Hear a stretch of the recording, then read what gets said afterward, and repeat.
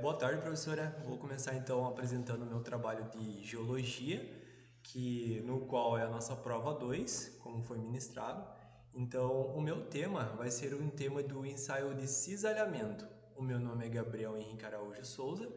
Esse é meu GRR 2018-3371 e a nossa professora tutora, a doutora Elisângela.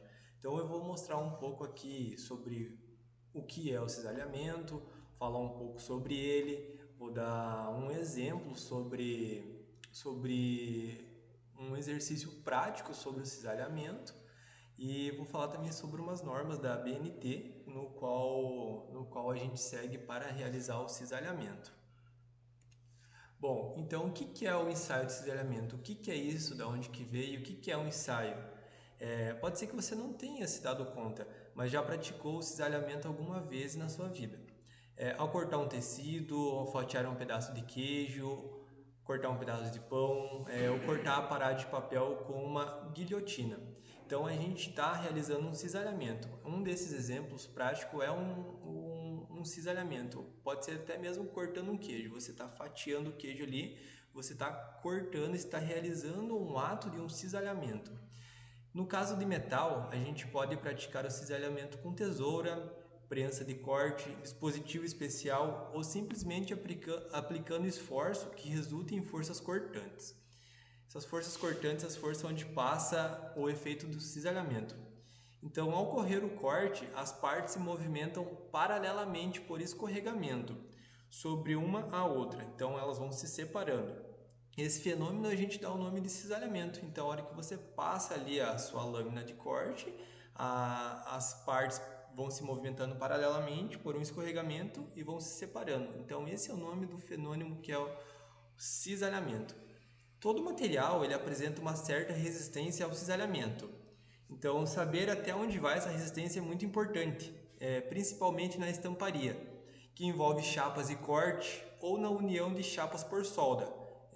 Uns exemplos que a gente usa ali, união de chapas por solda, são rebite ou parafuso, onde a força cortante é o principal esforço que as uniões vão ter de suportar. Então a gente usa esses exemplos ali para a gente poder detalhar o cisalhamento. Então, basicamente, esse é o cisalhamento.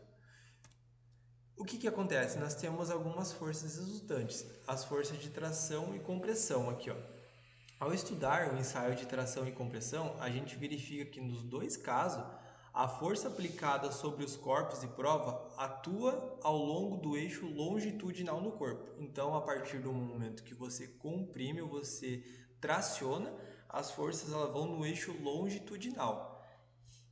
E ali, ó, no caso do cisalhamento, a força é aplicada no corpo na direção perpendicular ao seu eixo longitudinal. Então, ela fica perpendicular ela fica ao contrário ao esforço de tração e compressão.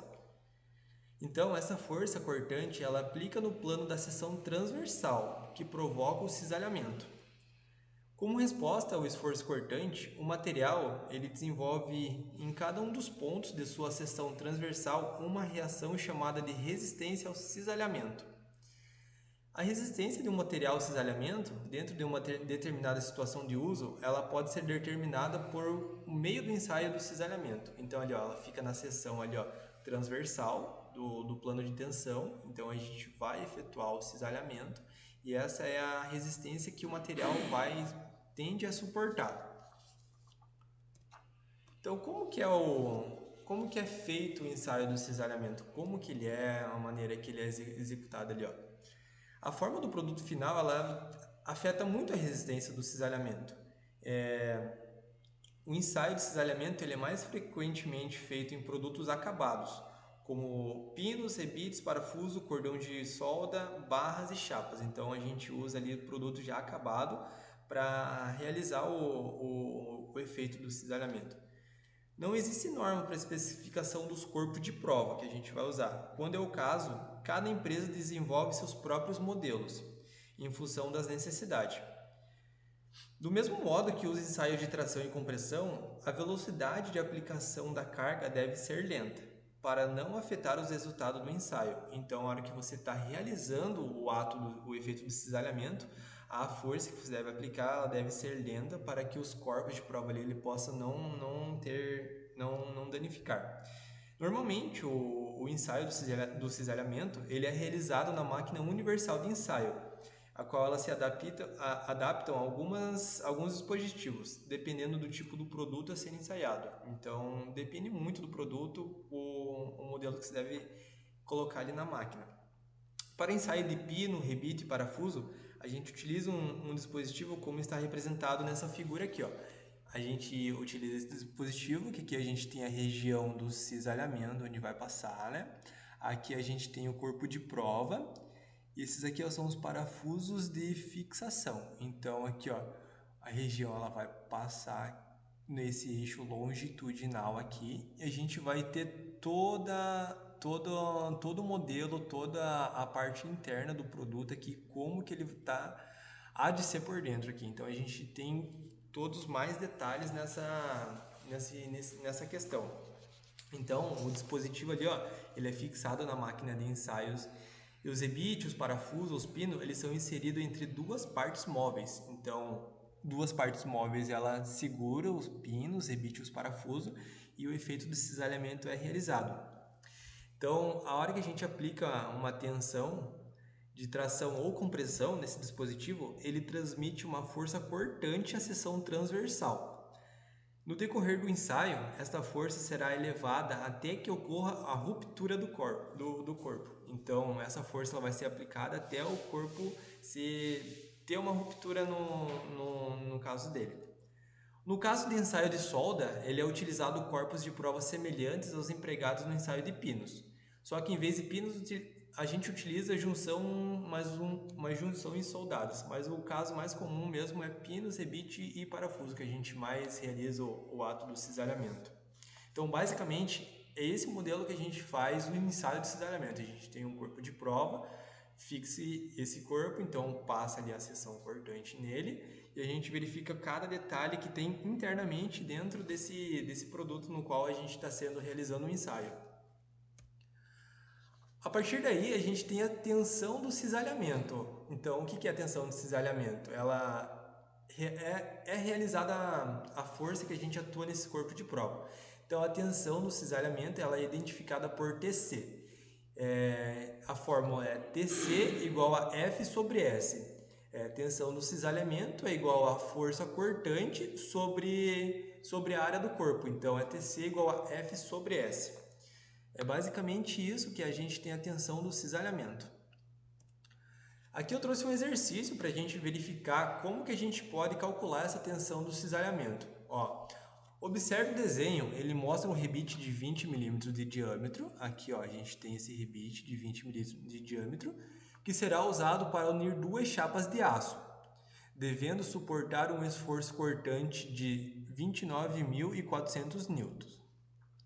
Qual a tensão de cisalhamento sobre a seção transversal do rebite? Então ele quer saber qual que é a tensão desse cisalhamento que vai haver aqui nessa seção transversal aqui do rebite, que qual que é a tensão que a gente vai poder suportar. Então nos dados ali ele já deu que ele está aplicando uma força de 29.400 N e o diâmetro do rebite a gente tem de 20 milímetros. Então esses foram os dados que foram apresentados no exercício. Então qual que é a tensão que a gente tem que suportar? Aqui, ó, eu trouxe um passo a passo. Primeiro, a gente vai ter que calcular a área da seção transversal do rebite. A fórmula para calcular a área da seção transversal, a gente usa essa aqui, ó, que é essa a área da seção, que é π vezes o diâmetro do rebite ao quadrado sobre 4. Essa é a fórmula que a gente usa. Então, ali, ó, a área da seção transversal do rebite, a gente vai usar π como 3,14 vezes 20, que é o milímetro do diâmetro que ele deu aqui no exercício, vezes 20 o milímetro do diâmetro ao quadrado, sobre 4. Então, calculando aqui, ó, a gente vai obter esse valor aqui, ó, 1.256 milímetros ao quadrado sobre 4, que é igual a 314 milímetros ao quadrado. Então, aqui ó, a gente encontrou a área. Então, para a gente colocar na fórmula da tensão de cisalhamento, a área nós já obtemos aqui. Ó. Então, basta jogar na fórmula, que é o que? A força que ele deu lá no exercício, que é de 29.400 newtons, sobre essa área aqui que a gente já encontrou aqui, que é de 314 milímetros ao quadrado. Então, jogando na fórmula 29.400 newtons sobre 314 milímetros ao quadrado, a gente tem um valor de 93,63 megapascal. Essa é a tensão do cisalhamento que a gente vai obter a partir que a gente realiza realmente o cisalhamento nesse corpo de prova. Então aqui é um exemplo prático que a gente pode calcular a partir dos dados que a gente obtém aqui. Então a realização aqui desse ensaio, ela mostra uma relação constante entre a tensão de cisalhamento e a tensão de tração. Na prática, a gente considera a tensão de cisalhamento que é equivalente a 75% da tensão de tração. É por isso que, em muitos casos, em vez de realizar o ensaio do cisalhamento, que exige os dispositivos já vistos, que a gente vimos ali atrás, a gente utiliza os dados de ensaio de tração mais facilmente. Então, o ensaio de tração é mais fácil de a gente executar do que realmente esse efeito do TC que a gente usou aqui. Então esse é um exemplo prático do que a gente pode, como que a gente pode fazer essa tensão do cisalhamento. Aqui eu trouxe uma norma da ABNT, que é a Associação Brasileira de Normas Técnicas, que a gente usa como ensaio de cisalhamento. Nós temos a ABNT NBR ISO 12957 dígito 1, que é o que? É a determinação das características de atrito, que é a parte do cisalhamento direto, esses exemplos onde eu executei ali atrás. Então essa norma ela vai exemplificar certinho qual que é a maneira, as normas que você deve realizar o ensaio de cisalhamento para que ele ocorra tudo correto. E a segunda norma, essa norma não é brasileira, que é a ASTM D3080. Essa norma ela é americana, que o objetivo dessa norma aqui é determinar a resistência do cisalhamento. A gente baseia em submeter uma amostra a uma tensão normal fixa e logo após a gente aplicar uma tensão de cisalhante crescente, através de uma superfície pré-determinada, que a gente determina ali uma superfície pré-determinada, a gente realiza esse ensaio em cima dela, até que a ruptura por cisalhamento do solo aconteça.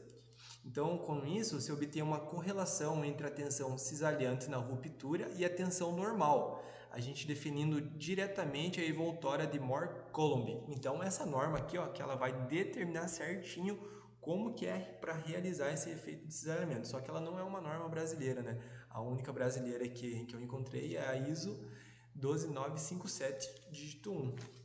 Então, é basicamente essas normas que a gente usa para a gente poder obter um ensaio do cisalhamento. Aqui algumas referências de onde eu busquei as informações desse trabalho. Eu consegui bastante dados no Instituto Federal de Santa Catarina, no IFSC. Aqui a gente tem um site, ele mostrou ali como que é realizado o cisalhamento e mostrou esse exercício, tanto que o exercício que eu trouxe aqui, eu tirei desse Instituto Federal de Santa Catarina. Então, é basicamente todas os dados foram retirados deste site aqui.